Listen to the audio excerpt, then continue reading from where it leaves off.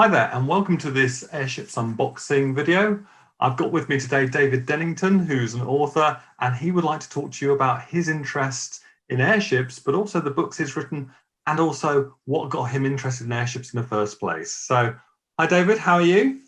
I'm very well. How are you? Good to be with you, Alastair. Excellent. Okay, I got interested, I guess, in airships when I was a teenager, reading all Neville Shute's books. And I guess I must have read Slide Rule when I was 18. And I got rather fascinated with him and his airship experiences as a budding author writing at night in his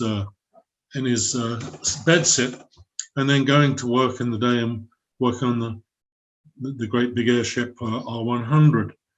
Anyway, many years later, fast forwarding to 1989, there was a huge recession in the States here, and I went to Florida to work.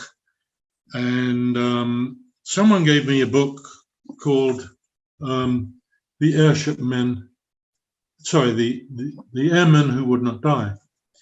And that book fascinated me because it told the story of R101 as well as the ghostly aspects of it through Captain Hinchlife's experience. So I thought I'd wanted to write for all my life, really. So I thought, well, I'm going to research this when I get back to Virginia, and have a stab at writing a novel, which I've always wanted to do. And my daughter was in Hollywood at that time, working on becoming an actress, which she was there doing for a long, long time.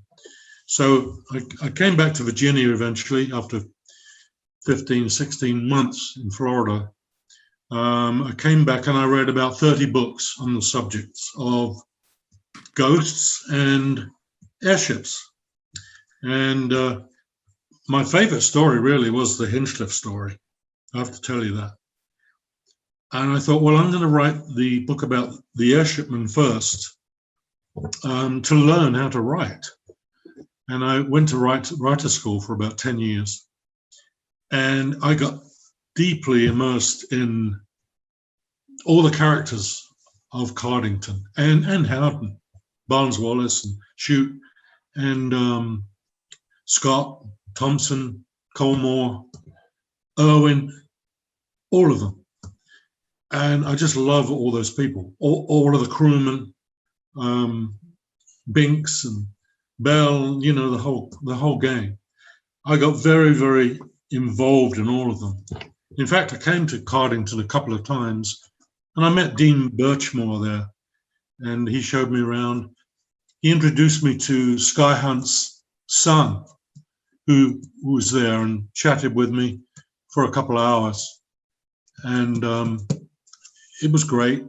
I came back, and I guess I wrote 1,000 pages of research notes, and then I wrote everything into screenplays, because that's what I was studying. That was my goal, really, was to write something that could be made into movies. So I had some success with the screenplays, getting into some of the big competitions and getting into the quarterfinals with them. But everybody said the story's great, but you've got to write it into books and novels. So back to the writer's school I went. And then I produced this book, which is The Airshipmen. And I thoroughly enjoyed doing that. The next book to do was this one, which is called The Ghost of Captain Hinchliffe. And both those books are tied into each other. And I'd written the Airshipmen really as one big screenplay. It's 667 pages long. But I wanted it to really be used as a miniseries for TV. I thought everything is there, the dialogue is there, and all the rest of it. And people have read it, have said they could visualize all of those things. And it really, people say it's the Titanic of the sky and all that. It really is. And when you see that visually and tie in some beautiful music, and the scenes from the air of England would be breathtaking. So that's where I am. Some people complained the book was too big, so I'm now working on finishing up a trilogy, which is really the same book, but written with lots into 3 parts instead of 1, which makes it more manageable. And what I've done is, in the back of each book, I've put vintage photographs covering R38, R100, and R101, so that you could follow the story with the photographs in the back of each book, if you're interested to do that. So it's been doing the trilogy has taken me longer than writing the other ones, because you just have to be very careful with copyright, and I've been very careful to try to make sure that these are copyright free, and I hope everything turns out well and that people do enjoy it. And really, that someday, probably long after I'm gone, somebody will make this into a series, a mini TV series, and I think it would be wonderful. How's that? Thank you. I've had the luxury of reading the book, so I know how good it is. Who was your most difficult character to write about? Funny you should say that, because I found them all very easy. Because I felt in the end I got into everybody's head, particularly Thompson.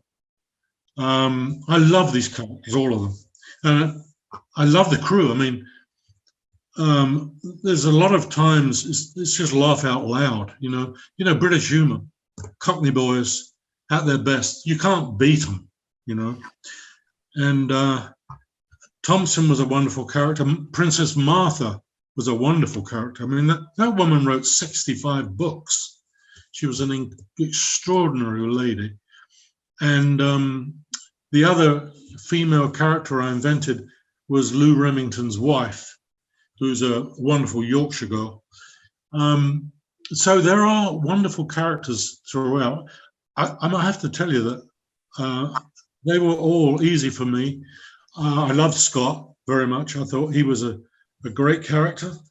You know, Scott had his problems, and I could argue personally that there was, you know, they put all the blame on Thompson, but a lot of blame could have gone on to Scott.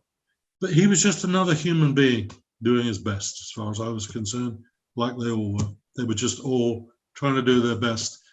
And they were tough times, and people were trying to earn a living.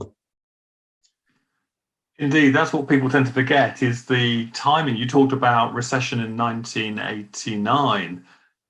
1929, right. There was a huge, you talked about the Great Depression, and that impacted everything globally. We just had that. So that's the thing, when I've looked at airships, is the timing of these things. People think, well, why weren't they, after the crash, why wasn't there a success? And I think, well, actually, if you think about the financial problems that the country was in at that time, you've got to put it into context. And so that's always something that people tend to forget as well, is that could they afford to do this? But I think your book is fantastic. And thank you for sharing the detail of how it got started with the Airshipmen Who Wouldn't Die. That, again, is another book that some people, if you haven't read it, is one to look into, that side of things when it comes to seance, which was hugely influential in the 1930s as well. So again, really, really interesting that was the thing that started, that book was the source that started your interest.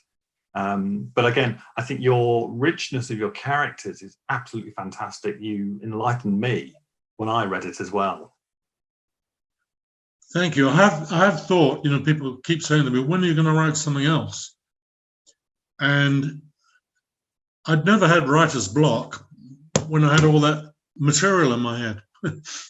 It was like, sometimes I would spring out of bed in the middle of the night and start typing. Wow.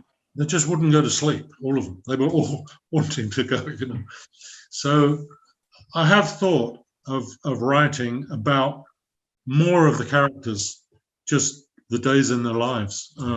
But I don't know. We'll see what happens. I don't know where it's all going to go from here yet.